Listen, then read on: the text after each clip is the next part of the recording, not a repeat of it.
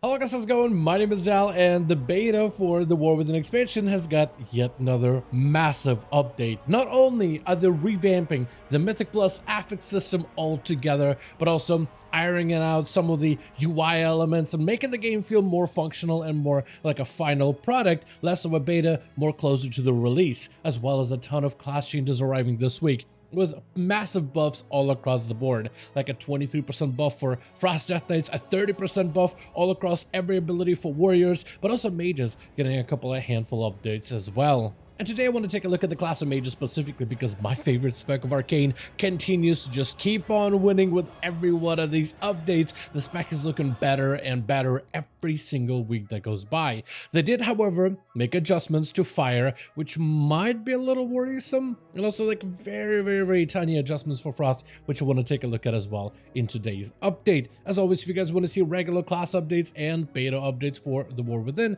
be sure to follow the channel. Otherwise, let's dive right in.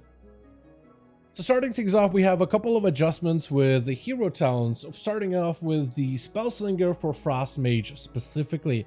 Now, for the Frost Mage Spellslinger, they've adjusted the actual Frost Splinters ability that you get to summon. All the splinters now apparently scale with your mastery, so there's even more scaling benefits for Frost Mages in particular. With a mastery when casting in Frostbolts, grants you an Icicle. Casting Ice Lances causes all Icicles stored to begin doing frost damage with every single Icicle. Mastery also increases the damage of the Frozen Orb, Blizzard, Comet Storm, as well as Glacial Spike, Ice Lance, and Array of Frost. And I'm assuming that the damage buffs also scale for the Splinters also, which is of course a great benefit for Frost Mages who actually gain quite a bit from the Spellslinger playstyle. Besides this, there were a couple of adjustments for Sun Fury, mostly toning it down a little bit, such as the spell's fire spheres, as well as the lingering spheres increasing fire mages damage by 1% instead of 2%. Burden of Power damage bonus reduced from 30% down to 15%. And Memory of Alar's hyperthermia buff reduced from 3 seconds to 2 seconds. Either way, Sun Fury still remains to be probably one of the more popular hero talents so far for most mages when they get spec into it, and even with the changes, it will likely remain to be one of the more popular choices for fire mages in particular. Though a majority of this week's update is going to focus on the spec of Frost, which I want to cover first things first. It's actually kind of surprising just how many buffs and changes that Arcane mages have gotten in this expansion's development cycle alone. And this is me talking about one of my favorite playstyles when it comes to ranged classes as far as mages are concerned. And all of Dragonflight, or majority of Dragonflight, it felt like the spec was to some degree a bit of an afterthought. Like, they did get a couple of updates here and there, but nothing as crazy as the regular updates and changes that fire mages have gotten in comparison. Where Arcane mages for ages now have had this very long, drawn-out, rotational scripting that they had to play around with so many different cooldowns that had very specific uses, but the way that the spec is evolving over in the War Within has been just a joy to experiment with. One of the easier specs to just jump into and immediately start having fun with the game when it comes to group content, particularly in dungeons. As for Arcane mages, you'll notice certain talents have been adjusted a little bit. You'll notice that the tree is fattened up over in the center a bit with a couple of more options. Also, your capstones are a little bit different. There's still like a left-hand side, right-hand side, further down bottom right, bottom left, and there's more like center points, like a three-pronged approach that they're trying to do with its capstones. So things are going to look a little bit different. With the new talent tree shape, we also got a bunch of brand new talents for you to take a look at, starting from the top with things such as Consortium's Bauble, which reduces Arcane Blast mana cost and increases damage down by 3%, a little bit more experimentation with some of your resources, but also just raw single target buffs. With the talent of Dematerialize, spells empowered by Nether Precision now cause the target to suffer an additional 8% of the damage over 6 seconds, which gives Arcane mages a natural damage over time component. This applies for anything that consumes Nether Precision, so things such as Arcane Blast or Arcane Barrages, which allows them to benefit from Dematerialize in single target and AoE situations. Energy Constitution is the talent right below that, where damage from Dematerialize has a small chance to summon an Arcane Explosion at its target location at 50% effectiveness. Arcane Explosions summoned by this effect don't generate arcane charges, but they do generate quite a decent bit of overall damage. Big Brain is a talent right to the right of it that plays around a bit more with clear casting and allows Arcane mages to set up a big proc window. Gaining clear casting increases your intellect by 1% for 8 seconds, and multiple instances may overlap. So the more opportunities you have to gain clear casting multiple times in a row, or ways to re-proc clear casting back to back, allows you to now kind of experiment with that proc to build up an intellect buff, which is fairly easy and plays flawlessly into the Arcane playstyle. Static Cloud is a talent a little bit further down from Dematerialize, where each time you cast Arcane Explosion, its damage is increased by 25%, bonus resets after reaching 100%, so it's like Arcane Explosion that gains damage the more you use it, which could allow for really AoE heavy Arcane Explosion builds, which would probably be a little bit more unique in their situation, but I think for mobility mages, being able to deal additional damage while on the move could also be another angle that Arcane could use this talent with. Now, as for the actual talent trees and the way that they've been adjusted, we have Savant talent over on the right hand side, which goes into lay side or concentration further down into late drinking. So this is kind of like this side of the talent tree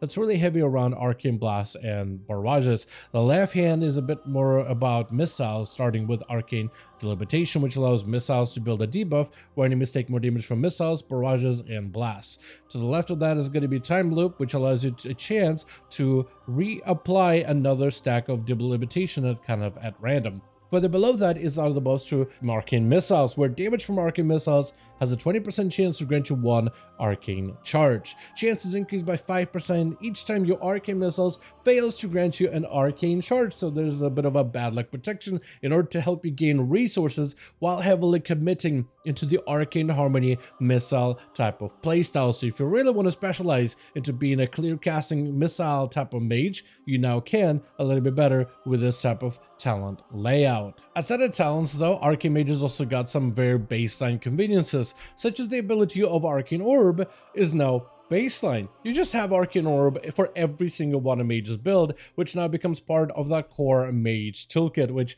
I'm personally a big fan of. We also saw abilities such as Arcane Blast get their damage amped by about 10%, and Arcane Clear casting procs are now slightly reduced to about 8% proc rate, though apparently they added for clear casting bad luck protection. So as you are, let's say, using abilities such as, I don't know, Arcane Blast over and over and over, and if you're not able to fish up for any Arcane Blast procs, or rather any clear casting procs, eventually these Arcane Blasts are going to get you a guaranteed clear casting proc. So as you use the rest of your ability kit, every one of the abilities, every time you use it and it doesn't get a clear casting, eventually it grants you clear casting, which will hopefully make the playstyle of Arcane Mage a little bit more consistent. And all in all, when it comes to actually testing out the spec inside of the new set of affixes that are present over on the beta, this spec feels amazing to play. That being said, I guess I should also mention this is the talent build that I'm running. I am not 100% certain if this is the build that you'll end up running.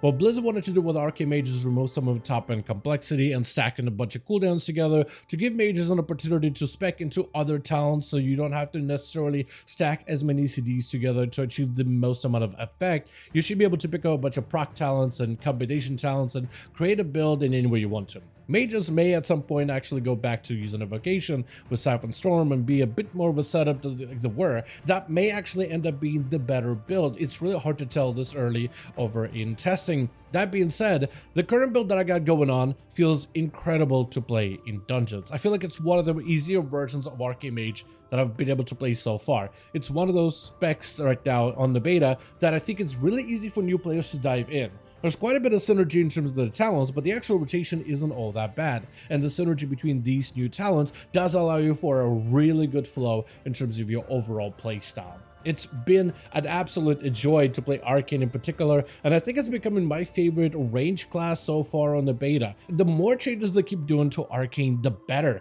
The spec itself now has such a good flow, such a good feeling playstyle. The additional damage and the talents, you really do start to feel them, and the little combos and synergies and procs that you can now watch out for. I'm a massive fan of all of these recent adjustments, and I think it's definitely a spec worth checking back on either during the pre-patch of War Within, or if you have access to the beta, definitely give this one a go. A lot of players have been picking it up and trying it out in dungeons, and a lot of players seem to be having a ton of fun with Arcane in particular. Though Arcane was not the only spec that has gotten a set of changes this week. Fire Mage has also got updates, though not as exciting and as glowing as that of an Arcane. For the most part, Fire saw nerfs, which sounds like the end of the world at first, but it's not really that bad. For the most part, they realized that Living Bomb as a playstyle has been, so far, pretty successful in terms of it's actually very effective. A lot of mages are leaning into it, and they've been trying to rein it down a bit a couple of times, but it just wasn't enough because there was just not a lot they could do in order to really kill out the playstyle. This is another attempt of them to bring down the power of Fire Mage just a little, because the spec is honestly running away with it right now when it comes to mages. So they're bringing down Living Bomb a bit. Living Bomb baseline now will apply Ignite, so that's an interaction that's actually is going to be a damage buff, but now Living Bomb will spread to 3 targets instead of 5 targets. So there is a bit more limitation on the amount of damage Lit Fuse procs and Living Bombs can do in large AoE situations. Not much of a change in terms of how they do in single target, however. And Living Bomb now normally applies under most conditions to just one singular target, but you still can go and upgrade it with things such as Blast Zone, where Lit Fuse can now apply to 3 targets and then spread to 5 targets. So if you really want that cleave element for Lit Fuse, you can. However, if you do want to lean into a more single target playstyle, Explosiva and Blast Zone can be taken out and then applied to other talents, so you have a little bit more flexibility. Now, besides the Living Bomb adjustments, mages did see a bunch of other nerfs as well, such as Pyromaniac procs being reduced from 8% to 6%, Molten Fury damage bonus when aim is a low reduced from 8% to 7%, Phoenix Reborn damage bonus decreased from 200% down to 100%, Ashen Feather single target damage buffs reduced from 100% down to 50%, even though right now the tooltip doesn't suggest it, but the blue post says from 100 to 50. And Explosive Ingenuity increasing Living Bomb's damage by 25%, down from the original 50%. So it's a lot of nerfs all across the board for the spec of Fire, though after testing it out in dungeons, it really doesn't feel that far behind. It was one of the questions that was actually brought up to me. With so many changes to Fire Mage, the question was, is Fire Mage going anywhere? And I don't think they are. I think Fire Mage is staying exactly where it's at. The spec is still very flexible. It has quite a bit of punch when it comes to its combustion damage. The damage uptime that it has for cooldowns is fairly high, and the amount of damage that Living Bomb can do still is amazing in large target situations, smaller target situations, cleave situations, or even decent output for pure single target. And the way that you can customize your talents with your spec as is, there's quite a lot of flexibility in the way that you choose to play your Fire Mage. So I don't think they're going anywhere anytime soon. What I think it comes down to is the final tuning, which we won't really have until the expansion is just about to release. I think that's kind of where the mage is at. That's the only thing that could hold it back. But from the playstyle perspective, it has a very flexible damage profile that it can adjust depending on the playstyle and the situation. But besides Arcane and Fire, we actually do have some small changes for the spec of Frost, which isn't abandoned. It's not going anywhere. Frost is fine. Frost is beautiful, though they just haven't had as many overarching Fire and Arcane style changes as Frost. For the most part, just gets to stay the way it has been for a good bit. Well, there were a couple of talent adjustments for Frost, however, like for the talent of Death's Chill, where Icy Veins now increases the damage you do from all abilities after casting Frostbolts, now with a cap. So once a Frost Mage reaches that cap, they can spend less time casting Frostbolts and focusing on other abilities if they so wish. The talent of Fractured Frost have been updated, the tooltip is completely off. While Icy Veins is active, and Frostbolts will hit up 2 additional targets and deal 15% increased damage. So this is a buff for both your Frostbolts, but also the cleave element, though it doesn't get reflected over on the beta realms. Also, the ability of Ice Lance by itself saw a 12% damage buff on top of it. And this is also with the rework that they gotten recently for the tier set, which further amplifies the damage of your Fingers of Frost and Ice Lance, but also the AoE output that the ability can do. And so far I've seen a lot of mages picking up and trying out Frost, not as much as Fire and Arcane since they got so many changes, but it seems that the Frost playstyle and its overall performance is for the most part healthy over in the beta. But like I said, this is beta, early numbers, tuning is not final by any measure, but from what we've been able to observe so far, it hasn't been that far behind the other 2 specs, just not nearly as popular.